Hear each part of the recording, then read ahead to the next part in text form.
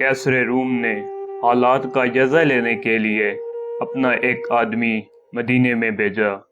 वहां पहुंचकर वो किसी से पूछने लगा, आपके शहनशाह का महल कहाँ है? हम लोग शहनशाह, महल और मुअज़्ज़म जैसे अल्फाज से बिल्कुल नाआशना थे। आप ये बताएं कि मिलना किससे है? कहा, मुसलमानों के बादशाह से। फरमाया, हमारे यहाँ बादशाह कोई नहीं, सिर्फ एक खादिम होता है जो हमारे मामलात का इंतज़ाम करता है।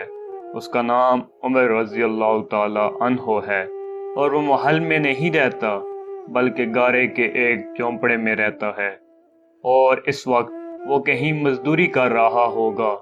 रूमी ये सुनकर बड़ा हैरान हुआ और आप रज़ी अल्लाह ताला अन्हो की तलाश में चल पड़ा।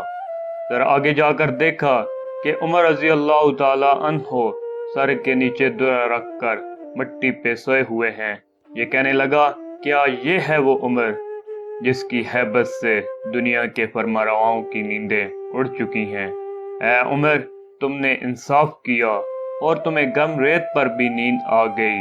हमारे बादशाह जालिम और बददियानत हैं, इसलिए उन्हें संगीन हिसारों में भी नींद नहीं आती।